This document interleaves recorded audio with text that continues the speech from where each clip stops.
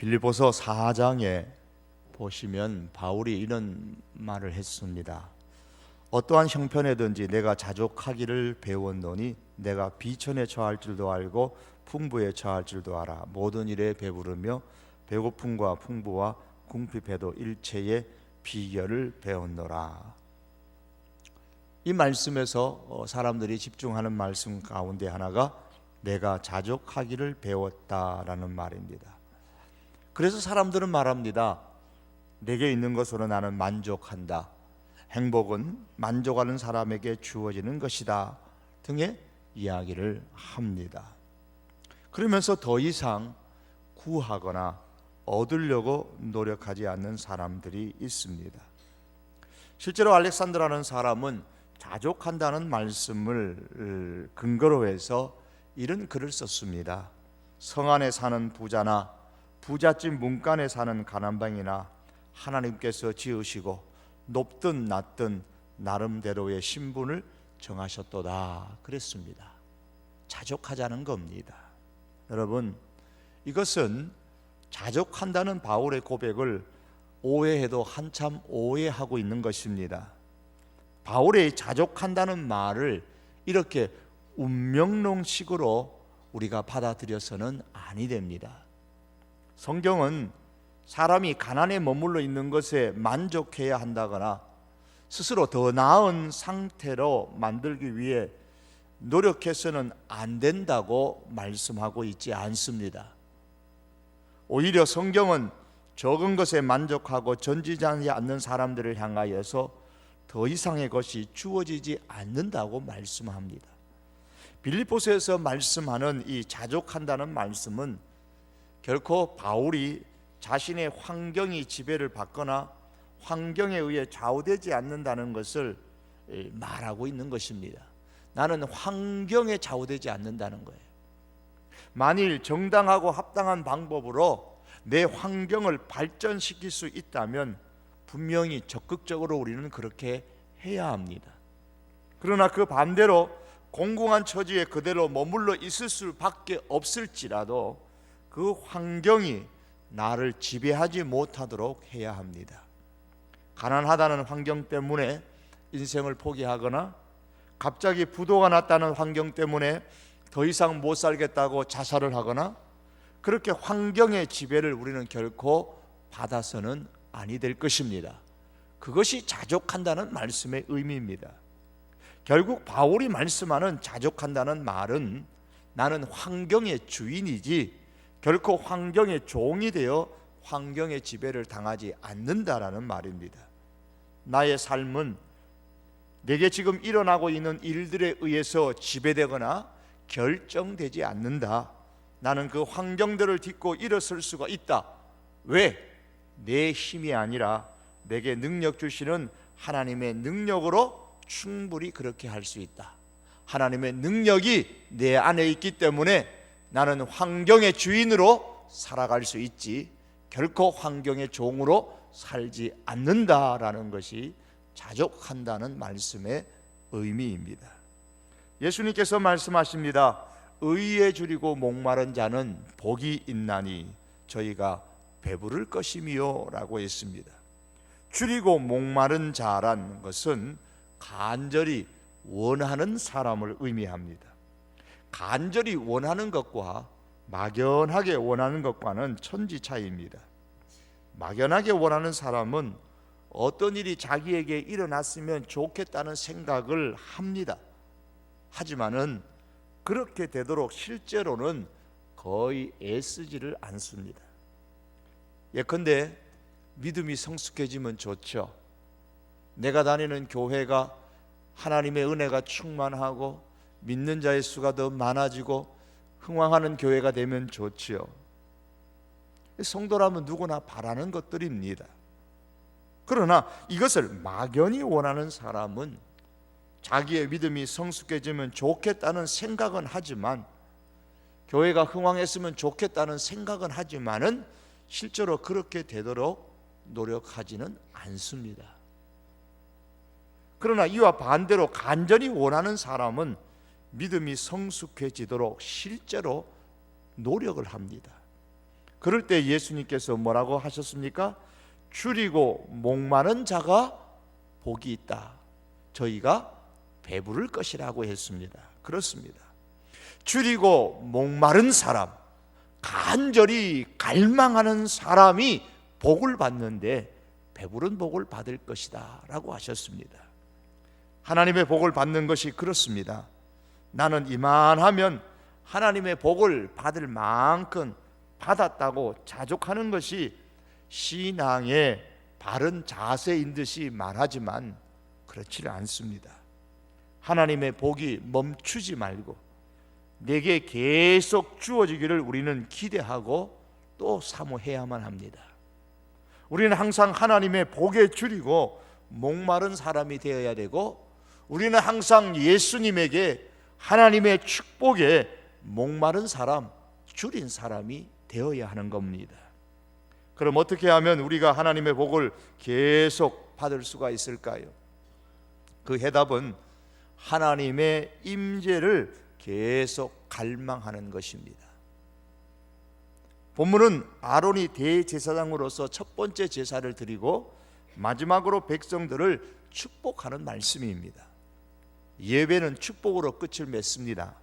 그러나 이 축복을 비는 기도는 예배가 끝난 것을 알리는 순서가 아니고 하나님의 축복을 받는 시간입니다. 그러므로 예배는 하나님의 임재를 갈망하는 사람들의 구체적인 삶의 모습이고, 예배를 통해서 우리는 하나님의 복을 계속해서 받을 수가 있습니다. 아론은 모든 제사를 드린 이후에 마지막으로 백성을 향하여 손을 들어 축복함으로 제사를 마쳤습니다.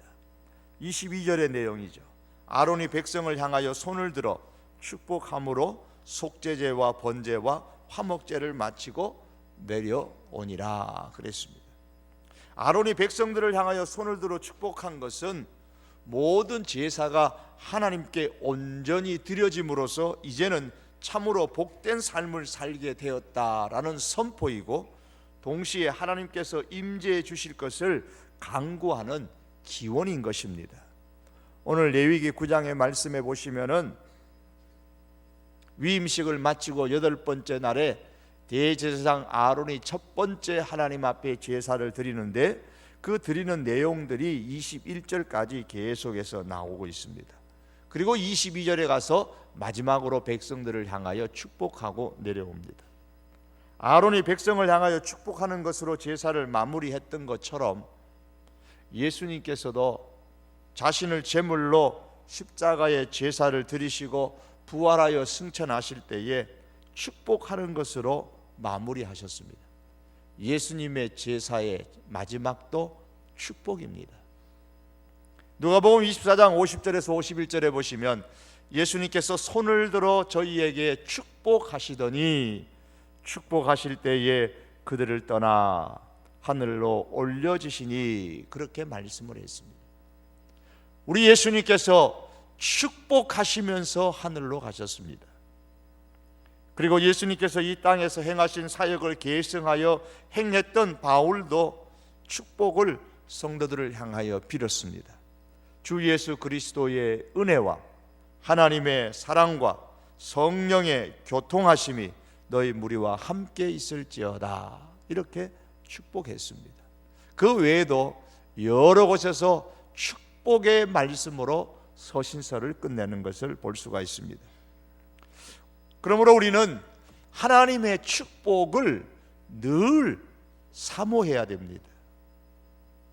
하나님의 축복이 이만큼이면 내게 되었다라고 결코 우리는 만족하는 삶이 아니라, 하나님의 축복이 없으면 나는 한순간도 살 수 없다는 그런 심정을 가지고 하나님의 축복에 줄이고 목마른 성도들이 되어야 됩니다. 본문에서 아론이 어떤 축복을 빌었는지 그 내용에 대해서는 구체적으로 언급하고 있지는 않습니다. 하지만은 하나님께서 민수기 6장에서 말씀하신 복이라고 생각을 합니다. 그 이유는 하나님께서 아론에게 이렇게 축복하라고 말씀하셨기 때문입니다. 민수기 6장 22절에서 27절에 보면 여호와께서 모세에게 일러 가라사대 아론과 그 아들들에게 고하여 이르기를 너희는 이스라엘 자손을 위하여 이렇게 축복하여 이르되, 그러면서 축복하는 내용들을 말씀합니다. 하나님께서 우리에게 주시는 복은 믿음으로 말미암아 구원처럼 거저 주시는 복도 있지만, 복을 약속해 놓고 우리가 힘쓰는 만큼 주시는 복이 많습니다. 하나님께서 이스라엘 백성들에게 가나안 땅을 약속하셨지만, 그 약속하신 것을 어느 정도 내 것으로 실제로 누리느냐, 그것은 약속한 땅을 그들이 힘써서 전쟁을 해서 밟는 만큼, 그들의 발로 밟는 만큼 하나님께서 그들에게 땅을, 약속의 땅을 축복으로 주셨다라는 겁니다. 하나님의 축복이 아무리 많아도 실제로 내가 누리는 복은 그에 미치지 못할 수가 있는 것입니다. 민수기 6장이 말씀하는 지켜주심의 복이나 은혜를 누리는 복이나, 그리고 이 평강의 복은 그저 주시는 복이 아니라 우리가 힘쓰는 것만큼 주시는 복이라고 할 수가 있습니다. 그렇기 때문에 하나님께서는 아론에게 백성들을 향하여서 백성들을 위해서 복을 빌라고 말씀하고 있는 겁니다. 여러분, 우리가 적은 것에 만족하고 더 이상 앞으로 나가지 않는 사람에게는 더 이상의 것이 주어지지 않습니다. 하나님께서 알아서 주시겠지, 알아서 하나님이 주실 것 같으면 우리에게 기도하라고도 말씀하지 않으셨을 겁니다. 그러므로 예수 그리스도를 믿음으로 말미암아 누릴 수 있는 복을 내 것으로 실제로 누리기 위해서는 그리스도 안에서 내가 할 수 있는 모든 것을 다 해야 합니다. 그래서 하나님의 축복이 계속되기를 우리를 갈망할 수 있기를 바랍니다. 우리는 지켜주시는 복을 받을 수 있도록 끊임없이 갈망을 해야 합니다. 지금보다 더 나은 하나님의 은혜를 받는 이 복을 누릴 수 있도록 끊임없이 하나님의 임재하심을 갈망해야 합니다. 지금보다 더 깊은 하나님의 평강을 경험하는 삶을 사는 이 복을 얻기 위하여서도 끊임없이 하나님의 임재하심이 우리 가운데 있기를 갈망할 수 있기를 바랍니다. 제사를 마친 이후에 모세와 아론은 성막에 들어가서 하나님을 만났습니다. 그리고 다시 나와 백성을 향하여 축복을 했습니다. 그때 여호와의 영광이 온 백성에게 임했습니다. 23절의 말씀이죠. 모세와 아론이 회막에 들어갔다가 나와서 백성에게 축복하며 여호와의 영광이 온 백성에게 나타나며. 모세와 아론이 회막에 들어갔다고 했죠. 왜 회막에 들어갔을까요? 그리고 회막에 들어가서는 뭘 했을까요? 뭐 하려고 회막에 들어갔을까요? 성경은 오늘 본문에서 그것을 침묵합니다. 그러나 궁금증은 있어요. 그래서 성경을 좀 찾아보면 출애굽기 40장에서 성막 봉헌식이 있었을 때에 성막에 하나님의 영광이 가득 찼다고 했습니다. 그 상징으로 구름이 성막에 가득하게 임했습니다. 백성들이 하나님을 보면 안 되니까요. 하나님께서 임재하셨다라는 뜻입니다. 민수기 10장 11절에 보면 하나님의 영광을 상징하는 구름이 이제 출애굽기 제2년 2월 20일에 성막에서 이제 쫙 떠올랐다 그랬습니다. 성전 봉헌식을 하는데 하나님의 그 세키나 하나님의 영광의 구름이 성막에 가득하게 임하여 하나님의 임재하심을 나타내었고, 그 하나님의 성막에 가득했던 구름이 이제 성막 위로 다시 떠올랐습니다. 그것은 이제 시내산 아래서 출발하라라는 하나님의 신호였지요. 따라서 성막이 완성되어서 성막에 봉헌식을 했을 때에 성막에는 하나님의 영광의 구름이 가득했고, 이어서 레위기 1장 1절에 하나님께서 모세를 회막 안으로 부르셔서 제사 제도에 관해서 말씀을 해주셨습니다. 그러므로 레위기 9장의 이 위임식과 첫 번째 제사를 드리는 중에도 여전히 하나님의 영광이 성막 가운데 가득했던 것입니다. 셰키나의 하나님의 그 영광의 구름이 그 성막 가운데 가득했던 것입니다. 그렇다면 모세와 아론이 왜 성막 안으로 들어갔는지를 우리는 짐작을 할 수가 있습니다. 그들은 하나님의 임재 앞으로 나갔던 겁니다. 아론이 대제사장으로 그렇게 임직을 받고 이제 하나님 앞에 나아갔습니다. 그래서 아론에게 하나님의 임재하심이 먼저 임하시는 거고, 모세에게 하나님의 임재하시는 은혜가 더 충만한 겁니다. 거기서 백성들 가운데 모세와 아론은 하나님의 임재를 간구했을 것입니다. 모세 아론이 이제 성막에 나와서 백성들을 축복했을 때에 하나님의 영광이 백성들에게 나타났던 것입니다.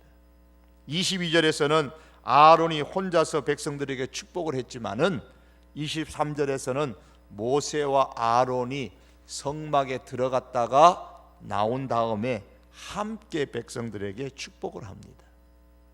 그리고 22절은 아론이 번제단 위에서 축복을 했기 때문에 내려오니라 라는 표현을 썼고, 23절은 성막에서 하나님의 영광 가운데 있었던 두 사람이 성막에서 나와 백성들에게 축복을 했습니다. 이를 두고서 22절의 아론의 축복은 번제단의 축복이므로 예수 그리스도의 초림 십자가의 축복이요, 23절은 모세와 아론의 축복은 성막에 임하시는 하나님의 영광 가운데 행한 축복이므로, 즉 하나님의 나라의 영원한 천국을 상징하는 성막 안에서의 하나님의 영광 중에 행한 축복이므로 예수 그리스도의 재림을 통해 주시는 축복이라 이렇게 해석하는 사람들도 있습니다. 일리는 있다고 생각하지만 꼭 그렇게 강조하고 싶지는 않습니다. 분명한 것은 하나님의 축복은 예수님의 초림의 축복이든 재림으로 말미암은 축복이든 하나님의 이 축복은 예수 그리스도 때문에 예수님 안에서 우리에게 주시는 축복입니다. 이것을 24절이 설명해 주고 있습니다. 24절에 보면 불이 여호와 앞에서 나와 단 위에 번제물과 기름을 사른지라 그랬습니다. 하나님의 영광이 나타나는데 불이 여호와 앞에서 나왔다고 했습니다. 여러분 한번 생각해 보십시오. 여호와의 영광이 그 성막에 가득했습니다. 세키나의 구름이 그 가운데 가득했습니다. 그런데 그 가운데서 불이 나왔습니다. 여호와 앞에서라는 말씀은 여호와의 면전에서, 여호와의 얼굴에서라는 뜻입니다. 그러므로 하나님의 영광이 가득한 성막에서부터 불이 나오지 않았을까, 그렇게 짐작을 해봅니다. 그런데 불이 어디에 떨어졌죠? 백성 위에 떨어졌습니까? 아니면 제물 위에 떨어졌습니까? 제단의 제물 위에 떨어졌다고 오늘 성경은 말씀합니다. 불이 번제단의 제물 위에 떨어져서 아직 타지 않은 그 제물을 완전히 다 태워버렸습니다. 그럼 하나님의 불은 원래 어디에 떨어져야 마땅한 겁니까? 완전히 다 태워버리는 이 불은 어디에 떨어져야 마땅한 거예요? 본래는 백성들 위에 떨어져야 마땅한 겁니다. 그런데 하나님께서 은혜를 베풀어서 백성들 대신에 제물 위에 떨어지게 하셨습니다. 하나님께서 불을 백성이 아닌 제물 위에 떨어뜨리셔서 백성들의 죄를 용서하시고 그 백성 가운데 임재하셨다는 말씀입니다. 하나님의 불이 우리가 아닌 다른 곳, 우리 대신에 제물 위에 떨어짐으로 말미암아 우리의 죄가 용서함을 받을 뿐만 아니라 하나님께서 우리 가운데 임재하셨습니다. 어떻게 우리가 하나님의 복을 받습니까? 어떻게 하나님의 영광이 우리 가운데 임재하십니까? 내가 아니고 나 대신에 따로 희생한 제물이 있었듯이 내가 아니고 나 대신에 희생하신 분 예수님이 계셨기 때문입니다. 하나님의 그 불이 십자가의 그 제물 예수님에게 임하셔서 다 우리의 죄를 사해 주시고 우리에게 축복으로 임재하신 것입니다. 그러므로 하나님의 축복은 예수님의 초림이든 재림의 축복이든 예수님 때문에 예수 그리스도 안에서 우리에게 주시는 축복입니다. 그러므로 우리의 예배의 중심은 항상 예수 그리스도께 대한 우리의 믿음이 되어야 되는 것입니다. 하나님께서 우리에게 주시는 축복은 모두가 신령한 축복입니다. 이 축복은 우리 축복이 우리들에게 임할 때는 오직 예수 그리스도 때문에, 예수 그리스도로 말미암아 우리에게 주시는 복입니다.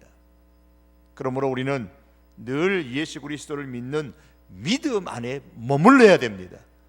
예배 때는 더더욱 그러합니다. 사랑하는 성도 여러분, 정말 하나님의 임재하심을 갈망하는 그런 마음을 갖고 있었습니까? 하나님의 영광이 오늘도 우리의 교회와 가정과 삶과 일터에 우리가 드리는 예배 가운데 가득하기를 원한다면 늘 우리는 예수 그리스도 안에 머물러 있어야 됩니다. 예수 그리스도에 대한 믿음 안에 우리가 굳게 서 있어야 하는 것입니다. 영이신 하나님께서 사람들과 어떻게 함께 계십니까? 영이신 하나님께서 사람들에게 어떻게 임재하십니까? 예수님께서 이 땅에 오셔서 존재하셨던 것이 곧 하나님이 사람과 함께 이 땅에 현존해 계셨던 방법이었습니다. 구약에는 이렇게 불러서 구름 가운데서 하나님이 그 백성들 가운데 임재하셨지만, 예수님 시대에는 예수님이 이 세상에 육의 몸을 입고 오신 그 자체가 하나님이 이 땅에 현존하시는 방법이었습니다. 그래서 성경은 말씀하기를 보라, 처녀가 잉태하여 아들을 낳을 것이요 그 이름은 임마누엘이라 하리라 하셨으니 이를 본적한즉 하나님이 우리와 함께 계시다 함이라. 예수님이 이 세상에 오신 그것이 바로 하나님이 우리와 함께 계시는 하나님의 임재의 존재 방식인 것입니다. 그래서 예수님의 제자 중에 빌립이라는 사람이 예수님께 우리에게 하나님을 보여달라고 요청을 했을 때에 예수님이 뭐라고 하셨습니까? 나를 본 자는 아버지를 보았거늘 어찌 아버지를 보여달라고 하느냐? 아버지와 나는 하나라, 그렇게 말씀하셨습니다. 그렇습니다. 예수님이 이 땅에 계셨을 때에는 예수님을 본 사람은 그러므로 곧 하나님을 본 것이에요. 빌립의 그 요청에 대한 예수님의 대답이 그겁니다. 나를 본 자가 곧 하나님을 본 것이라고 했습니다. 예수님의 말씀을 듣는 것이 곧 하나님의 말씀을 듣는 것이고, 예수님을 보는 것이 곧 하나님을 보는 것이고, 예수님을 만나는 것이 곧 하나님을 만나는 것이었습니다. 그러면 예수님께서 부활하시고 승천하신 이후에 예수님을 믿는 오늘 우리들은 어떻습니까? 어떻게 하나님의 임재하심을 경험합니까? 어떻게 우리가 하나님을 만나며 하나님과 함께 합니까? 예수님께서 말씀하시기를 하나님께서 성령을 보내주시겠다고 하셨다고 했습니다. 사도시대로부터 오늘날은 성령께서 그 사람과 함께 하시는 하나님의 현현의 방법입니다. 오늘 이 시대의 성령의 임재는 곧 하나님의 임재인 것입니다. 이것을 이해시키기 위해서 사도 바울은 이렇게 말했습니다. 너희가 하나님의 성전인 것과 하나님의 성령이 너희 안에 거하시는 것을 알지 못하느냐? 너희가 하나님의 성전이라 그랬습니다. 성전에는 누가 있어야 마땅한 겁니까? 하나님이 계셔야 마땅한 것입니다. 그런데 말씀하기를 너희가 하나님의 성전이라고 하면서 하나님의 성령이 너희 안에 거한다고 했습니다. 하나님의 성령이 너희 안, 즉 성전 안에 거한다고 말씀하고 있습니다. 성령이 어디에 계신다고요? 우리 안에 거하십니다. 그래서 우리가 성전인 겁니다. 우리 안에서 성령님이 하시는 일이 무엇입니까? 성령님은 우리를 진리 가운데로 인도하시고 모든 것을 가르치는 분이라고 하셨습니다. 성령께서 우리 가운데 일하시기 때문에 우리가 영적인 진리들을 이해할 수가 있습니다. 우리가 진리를 발견할 수 있는 게 아니에요. 우리 가운데 계신 성령께서 우리를 진리를 계시해 주시는 겁니다. 그러므로 이 시대에는 성령을 만나는 것이 하나님을 만나는 것입니다. 성령이 우리 가운데 나타나는 것이 하나님께서 나타나시는 겁니다. 성령의 영광이 나타나는 것이 곧 하나님의 영광이 나타나는 것입니다. 그러므로 성령께서 진리 가운데로 우리를 인도하시기 때문에 예배 중에 진리의 말씀을 우리가 깨닫게 되었다면 그것은 곧 성령님이 나타나신 것입니다. 그리고 성령이 나타나신 것은 곧 하나님이 우리 가운데 임재하신 것입니다. 말씀을 듣는 중에 내가 은혜를 받았다면 그것은 성령을 만난 것이요, 왜? 성령께서 나를 진리 가운데로 인도하고 은혜 가운데로 깨달음을 주기 때문입니다. 그것은 곧 하나님을 만난 것입니다. 예배 드리는 중에, 찬양을 듣거나 찬양을 하는 중에, 기도를 하는 중에, 말씀을 듣는 중에, 내가 헌금을 드리는 중에 내 마음에 주시는 그 은혜가 있을 때에 그것은 곧 하나님이 내게 나타나시는 것이요, 하나님이 곧 우리에게 임재하시는 것입니다. 왜냐하면 이 시대에는 성령에 의지하지 않고는 진리를 깨달을 수도 없고 은혜를 누릴 수도 없기 때문입니다. 이 시대에는 성령께서 하나님이 임재하시는 방법이기 때문입니다. 이스라엘의 첫 번째 제사 예배 때에 하나님께서 강림하셔서 그 백성 가운데 임재하신 것과 같이 우리가 드리는 예배 가운데 우리 하나님이 임재하시기를 원합니다. 이 하나님의 임재를 우리는 갈망해야 됩니다. 구약의 그 제사 드리는 거기에만 하나님이 임재하시는 것이 아닙니다. 예수님께서 육의 몸으로 이 땅에 계셨을 때만 하나님이 임재하시는 것이 아닙니다. 성령이 임재하시는 이 시대도 여전히 하나님은 성령을 통하여 우리 가운데 임재하십니다. 우리 가운데 임재하셔서 하나님의 약속하신 은혜를 우리에게 베풀어 주십니다. 그러므로 우리는 끊임없이 하나님의 임재를 갈망할 수 있어야 합니다. 사랑하는 성도 여러분, 예배 가운데 하나님의 얼굴을 구하시기를 바랍니다.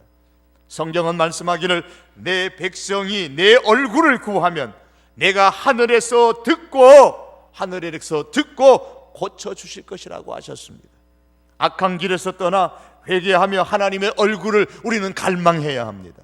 겸비한 자세로 기도하며 하나님의 얼굴을 갈망해야 합니다.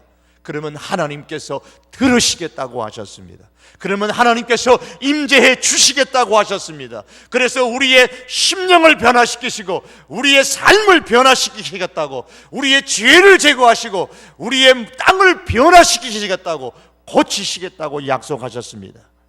하나님은 그 얼굴을 우리에게 비춰 주시기를 원하십니다. 그래서 하나님의 얼굴을 구하라고 말씀하셨기에 우리는 끊임없이 하나님의 임재하심을, 하나님의 얼굴을 갈망하는 삶을 살 수 있기를 원합니다. 하나님의 영광이 이스라엘 백성들 가운데 나타났을 때에, 하나님의 임재하심이 그들 가운데 있었을 때에 백성들에게 어떤 일들이 일어났습니까?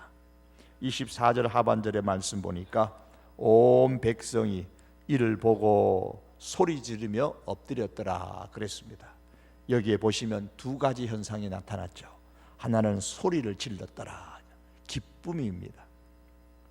이 소리 지르다라는 말은 두려워서, 겁나서 소리 지르는 게 아니고 라난이라는 단어를 사용하는데 기뻐서 외치는 소리를 의미합니다.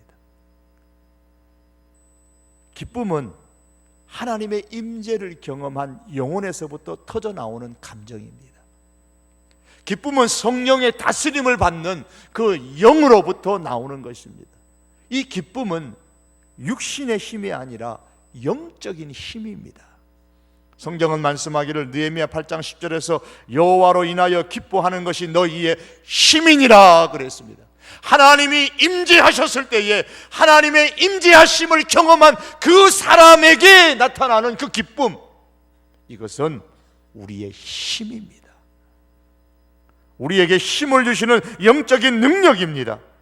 그러므로 참된 기쁨이 우리에게 임할 때에 외적인 환경에 우리는 좌우되지 않는 것입니다. 만일 예배 가운데 하나님의 영광과 하나님의 임재가 우리 가운데 임한다면 우리는 결코 얼굴이 굳어진 채로 예배할 수가 없습니다.